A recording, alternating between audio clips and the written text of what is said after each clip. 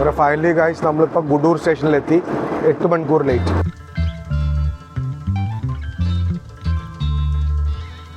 നമസ്കാരം ഗൈസ്. അങ്ങനെ ഞാൻ നാട്ടിലേക്കുള്ള ഇതിൽ പുറപ്പെട്ട്, പക്ഷേ ഭയങ്കരമായിട്ട് പെട്ടുപോയി. കേരള എക്സ്പ്രസ്സിൽ ഞാൻ എടുത്തത്. കേരള എക്സ്പ്രസ്സിൽ പെടാന്ന് പറഞ്ഞ് ഒടുക്കത്തെ പെടലായി പെട്ടത്. അങ്ങനത്തെ ഒരു എന്താണ് പറയുക ബുക്കിംഗ് ആയിരുന്നു. ഞാൻ ഡൈനാമിക്കിൽ എടുത്തത്. പക്ഷേ എന്നിട്ടും RAC-കാർക്ക് നമ്മളുടെ ടിക്കറ്റൊക്കെ കൊടുത്തിരിക്കുന്നത്. എന്നെ ഒരു പോലീസുകാരെ വന്ന് പറഞ്ഞ് ഇവിടെ വ്ളോഗിങ് ചെയ്യാൻ പറ്റില്ല, അതുകൊണ്ട് അവിടുന്ന് ഇടയ്ക്ക് വെച്ചിട്ട് എനിക്ക് വ്ളോഗിങ് നിർത്തേണ്ടത്. എനിക്ക് മനസ്സിലാവില്ല എന്താണ് എൻ്റെ ആയിട്ടും ഈ കർണാടക റീജിയനെ വരുമ്പോഴെപ്പോഴും. എനിവേസ് ഗൈസ്, ഞാനിപ്പോൾ ഈ ഇതിൽ ട്രാവൽ ചെയ്തിട്ട് ഞാൻ ആകെ ഒരു പെട്ടുപോയ ഇതിലാണ്. എന്നുവെച്ചാൽ മനസ്സിലാവില്ല എന്തുകൊണ്ട് ഇതിൻ്റെ എടുത്തത്. ഒടുക്കത്തെ ഒരു എന്താണ് പറയുക സർവീസ് അത് കേരള എക്സ്പ്രസ്. പണ്ടത്തെ കേരള എക്സ്പ്രസ് ഒന്നല്ല ഇപ്പം. ഒന്നാമത്തെ 9.5 മണിക്കൂർ നമ്മൾ ലേറ്റ്. ഒന്ന് ആലോചിച്ച് നോക്കിയാൽ. ഇപ്പം ഞാൻ എത്തിയിരിക്കുന്ന വിജയവാഡ സ്റ്റേഷനിൽ.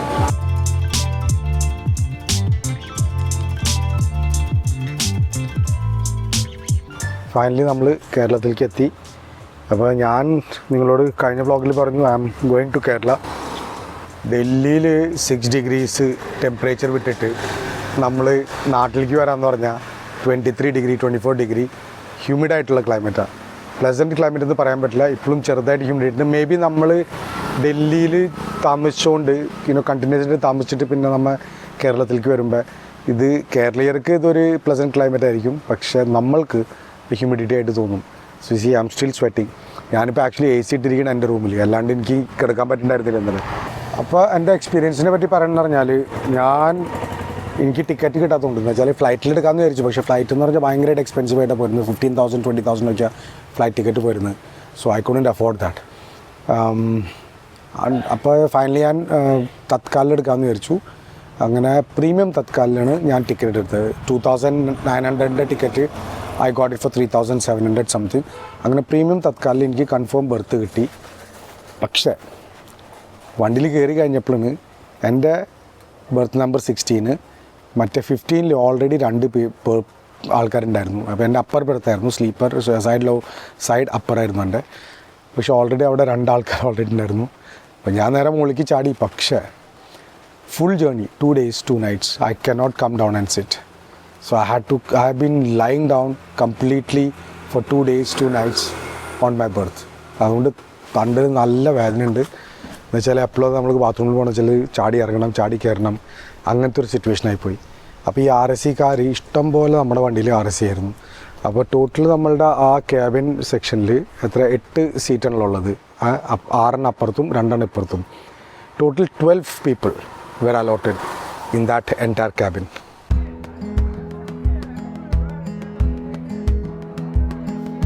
അപ്പോൾ 2 ദിവസം ഞാൻ അനുഭവിച്ചതെന്ന് പറഞ്ഞാൽ ആ ട്രെയിനിൽ എൻ്റെ അമ്മയെ ഒന്നും പറയണം. നമ്മളുടെ full compartment 3rd AC compartment ആയിരുന്നു. പക്ഷേ it was like a general compartment. ഒന്നും പറയണ്ട. That bogie was completely a mess. TT വരുന്നുണ്ട്, TT RC ഒന്നും ചെയ്യാൻ പറ്റണില്ല. എല്ലാ ബുക്കിങ്ങും വന്ന് ഈ ആൾക്കാർ RAC എടുക്കണ RAC എടുക്കുന്ന ആൾക്കാർ അവരങ്ങോട്ട് എടുക്കുന്ന ടിക്കറ്റ് എടുത്തിട്ട് അങ്ങോട്ട് വലിച്ച് കയറാം.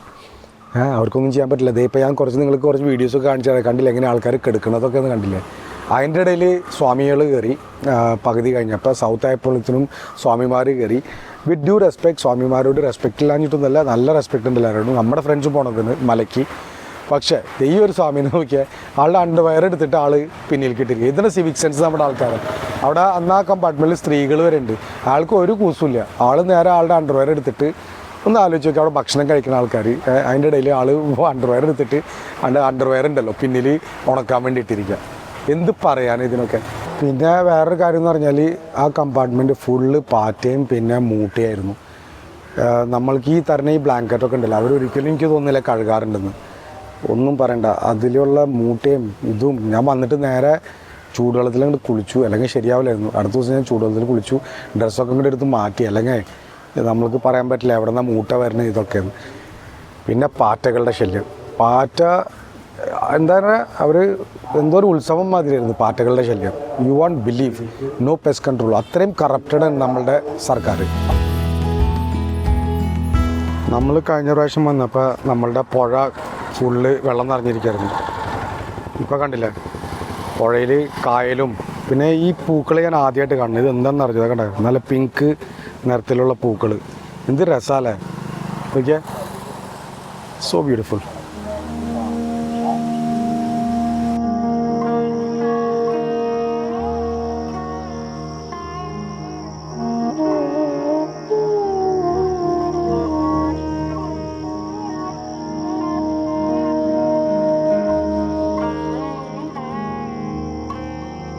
വെയിലിന് നല്ല ചൂടുണ്ട് എന്ന് വെച്ചാൽ നോർമൽ വെയിലല്ല കേട്ടോ. നമ്മൾ വെയിലത്ത് നിന്ന് കഴിഞ്ഞാൽ നല്ല ചൂടുണ്ട്. ഈ വെയിൽ ഡൽഹിയിൽ ഇട്ടെന്ന് വെച്ചാൽ സ്വർഗ്ഗമാണ്.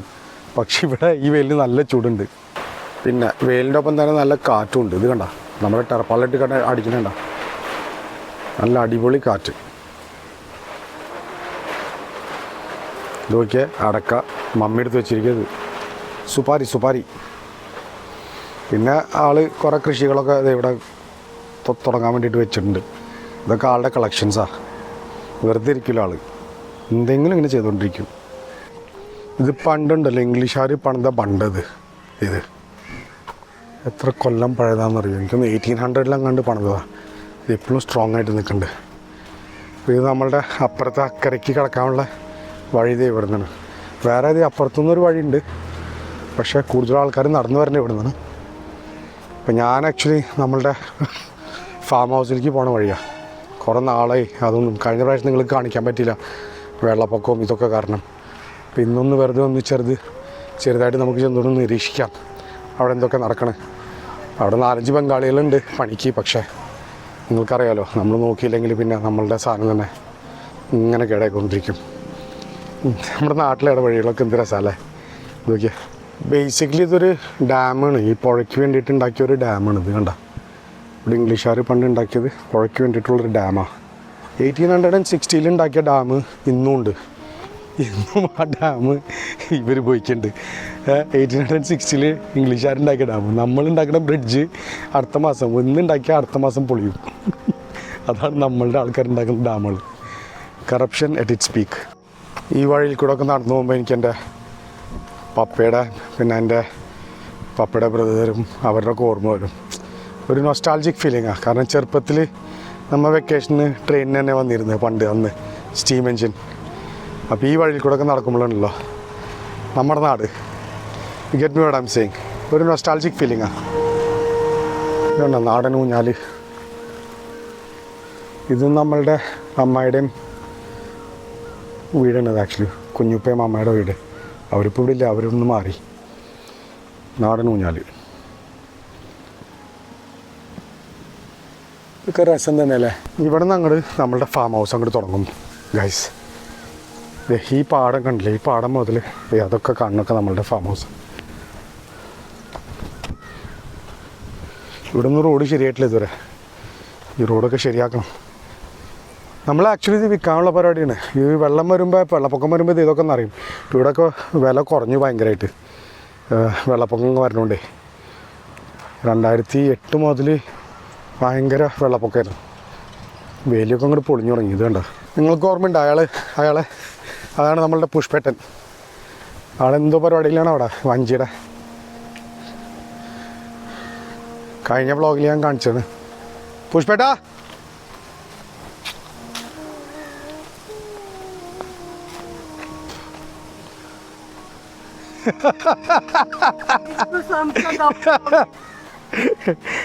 നിങ്ങൾ ഭയങ്കര ഹീറോ ഒക്കെ നമ്മുടെ വ്ളോഗിൽ, കഴിഞ്ഞ വ്ളോഗിൽ. ഇത് മുടിയൊക്കെ കെട്ടി അടിപൊളി ഉണ്ടല്ലോ. പിന്നെ നന്നായിട്ടില്ല അല്ലേ? നിങ്ങൾ വഞ്ചത് ആ സീതാപതി ഇതിനുള്ള നമ്മ കയറിയത് കഴിഞ്ഞ. ഇതാരുടെ വയല? ആരുടെ? കഴിക്കമനത്. അപ്പൊ അപ്പുറത്തുള്ളത് നമ്മളുടെ നമ്മുടെ വിശ്വന്റെ ഇത് ആ വിനയന്റെ ഒക്കെ അല്ലേ? അപ്പൊ നമ്മളുടെ അപ്പുറത്താ, അതിന്റെ അപ്പുറത്ത് നമ്മൾ ഇവിടെ വരെ അല്ലേ? അത് വേറെ അപ്പുറത്ത് വിശ്വണ്ടായിരുന്നു. അത് അവിടെ ഒക്കെ നെല്ലുണ്ടല്ലോ. അതൊക്കെ അവിടെ കൃഷി ചെയ്യണ്ട അവര്. ഇപ്പൊ നമ്മളുടെ ഈ കിടക്കണ ആകെ ഇതായി കുട്ടിച്ചോറായിട്ട് കിടക്കണല്ലോ, ആരും നോക്കാനില്ല. ഈ സ്ഥലം ഫുള്ള് 5 പറയൊക്കെ ഉണ്ടല്ലോ. ഇത് കിണർ മാതിരി ഉണ്ടല്ലോ, കിണർ മാതിരി ഉണ്ട്. പക്ഷെ അല്ലേ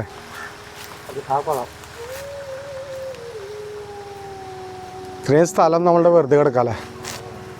ആ എന്താ അവിടെ കുളം. കുളം അത് പക്ഷേ അന്നേരിക്കാം പപ്പക്കാരിട്ട് താമര താമര സോപ്പ ആമ്പലി മീനുണ്ടല്ലേ ഇതിൽ? ഇല്ല ഏതാതിന് മീനൊക്കെ ഉണ്ട്. ഇതാണ് അലാദീൻ ഭായ്.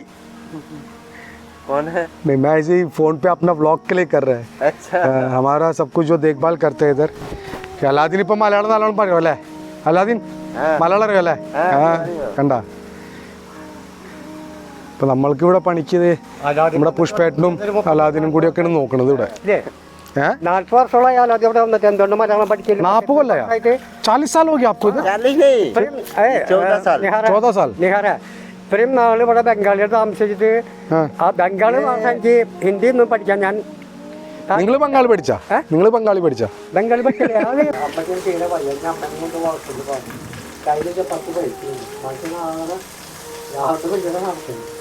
ഇപ്പൊ കൂലിപ്പണി കിട്ടില്ല അധികം? കുറവാ? അയ്യോ വാർത്തക്കാലത്ത് എനിക്കവിടെ പണിയല്ല. പക്ഷെ നമ്മുടെ നാട്ടിലെ ആൾക്കാർ ഇപ്പൊ കുറവാണെന്ന് തോന്നുന്നു കൂലിപ്പണിക്ക്. എല്ലാതും ഇവന്മാരല്ലേ?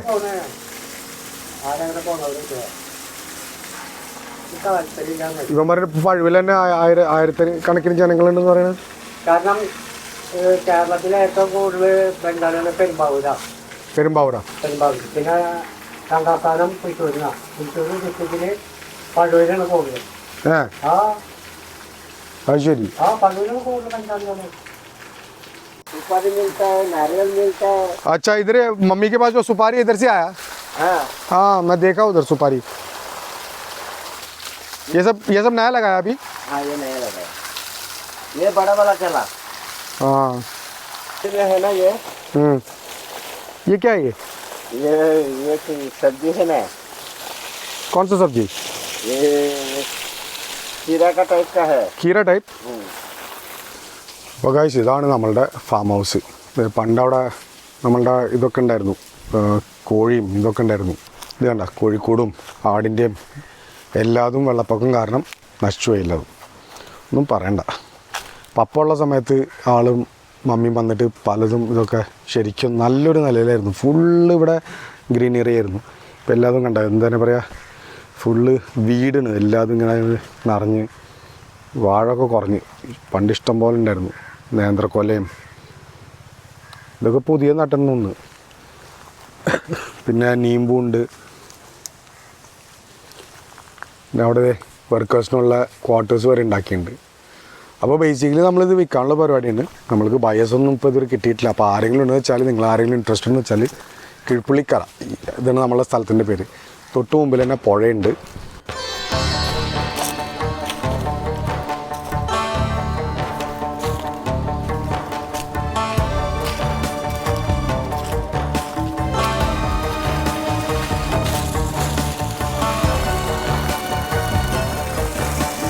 ये क्या है? अच्छा सुपारी. ये अभी लगाया ये हरा वाला अपना? चला. हाँ नहीं वो सीट नहीं बांधा क्योंकि चारों साइड से आदमी आता है ना, तो हम लोग काम पे जाता है तो नारियल वगैरह निकल कर लेके जाता है, इसलिए मैं छत को बांध दिया. चोरी करता है? हाँ? कुत्ता नहीं लगा सकता हम लोग इधर? हाँ? कुत्ता नहीं लगा सकता? कुत्ता क्यों? कुत्ता एक रखा था एक बार. नहीं अच्छा एक ब्रीड लेने का ना, जर्मन शेपर्ड या अल्सेशन. ये जब बाउंड्री चारों बंद हो जाएगा तब कुत्ता रख सकता है. ആ ഇപ്പോൾ ഗൈസ് കണ്ടില്ലേ നമ്മളുടെ ഇത് ഒരു ഫാം ഹൗസ് ഇങ്ങനെ വെറുതെ ഇതായിട്ട് കിടക്കാം.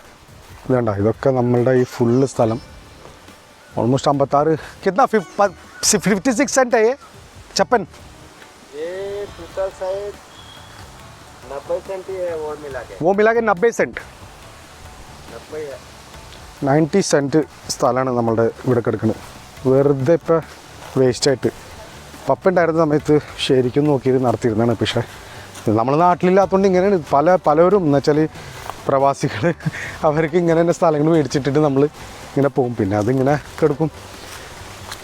Now the reason why I came to Kerala is 2 reasons. One is for my friend. നാളെ ഞാൻ തിരുപ്പൂരിൽ പോകുന്നുണ്ട്. കാരണം ആളുടെ ചെറിയൊരു ബിസിനസ് ഉണ്ട്. അപ്പോൾ അതിൻ്റെ വേണ്ടിയിട്ട് എന്നോടൊന്ന് അന്വേഷണം ചെയ്യാൻ വേണ്ടി പറഞ്ഞാണ്. അപ്പോൾ അത് അന്വേഷിച്ച് കഴിഞ്ഞാൽ എനിക്കും ചെറുതായിട്ടൊരു കമ്മീഷനൊക്കെ കിട്ടും. അപ്പോൾ അതിനുവേണ്ടി വന്നതാണ് ഞാൻ. പ്ലസ് ഇതും കൂടി ഒന്ന് നോക്കണമായിരുന്നു. എന്ത് ചെയ്യാൻ പറ്റും? ഒരു ബാങ്കിൻ്റെ ലോൺ എടുത്തിട്ട് എന്തെങ്കിലും ഒരു പണിയാനോ എന്തെങ്കിലും ചെയ്തിട്ട് ഒരു ഇൻകം അങ്ങനെ ഒരു സംഭവം ചെയ്യാൻ പറ്റുമെന്ന് വെച്ചാൽ നല്ലതാണല്ലോ. ഈ കാണുന്ന ആളിന് അലാവുദ്ദീൻ, ഇയാൾ 14 കൊല്ലമായി ഇവിടെ. അപ്പോൾ ആളാണ് നമ്മളുടെ ഈ സ്ഥലങ്ങളൊക്കെ ഇപ്പോൾ മമ്മിക്ക് വിശ്വസിക്കാൻ പറ്റിയ ഒരാളാണ്. അപ്പോൾ അത് നമ്മൾ ആ ഒരു വിശ്വാസം വെച്ചിട്ട് ആളാണ് ഇപ്പോൾ ഇതൊക്കെ നോക്കി നടത്തുന്നത്. ഇപ്പോൾ പുഷ്പേട്ടനെ പറ്റിയിട്ട് പറഞ്ഞിട്ട് കാര്യമില്ല, കാരണം ആൾ I don't want to talk about that, but anyways. അപ്പോൾ ഇയാളെ കുറച്ച് നമുക്ക് വിശ്വസിക്കാൻ പറ്റും. പണിയിലായാലും ശരി, എന്തായാലും ശരി, നല്ലോണം പണിയും ചെയ്യും ആൾ. അപ്പോൾ ആളിങ്ങനെ ഒരു ഐഡിയ പറഞ്ഞിരുന്നു, ഇങ്ങനെ നമുക്ക് എന്തെങ്കിലും ഒന്നിവിടെ പണിത് കഴിഞ്ഞാൽ പിന്നെ ഫ്ലാറ്റ്സ് റെൻറ്റിന് കൊടുക്കാം. അവരുടെ ആൾക്കാർ തന്നെ വരുന്നുണ്ട്, 1000 രൂപയുടെ റെൻറ്റ്. അവർക്ക് അത്രയും റെൻറ്റൊന്നുമില്ല, 1000 രൂപയുടെ റെൻറ്റ്. പക്ഷേ ഒരു റൂമിൽ തന്നെ 5 ആൾക്കാരോട് താമസിച്ച് കഴിഞ്ഞാൽ 5000 രൂപ ഒരു റൂമിൻ്റെ റെൻറ്റ്. അപ്പോൾ അങ്ങനെ ഒരു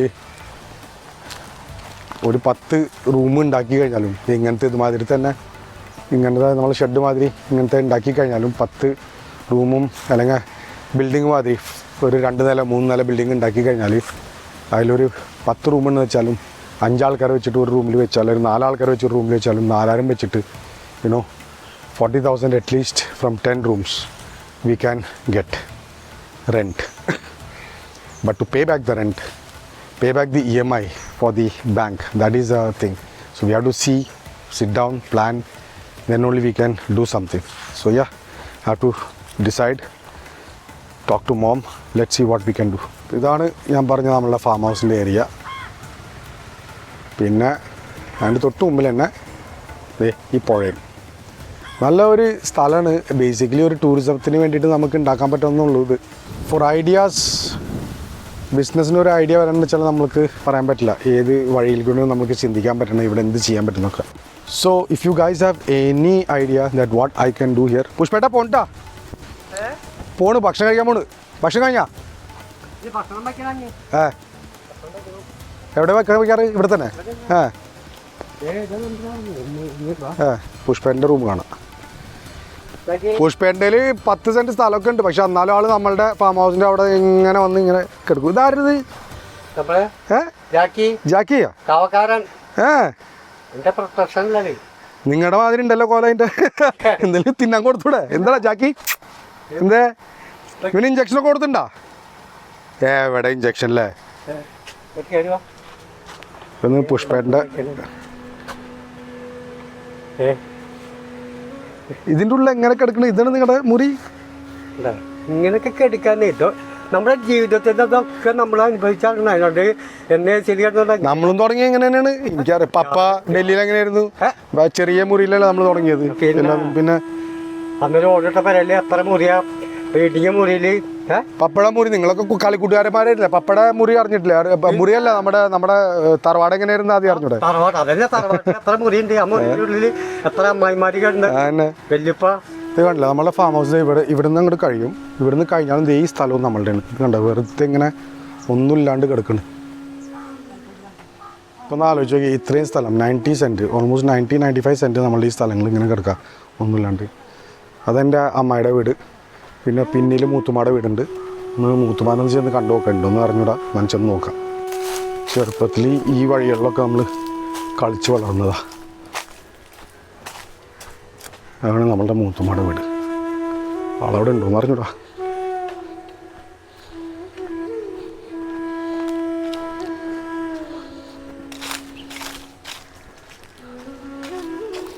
മൂത്തുമാ, മൂത്തുമാ,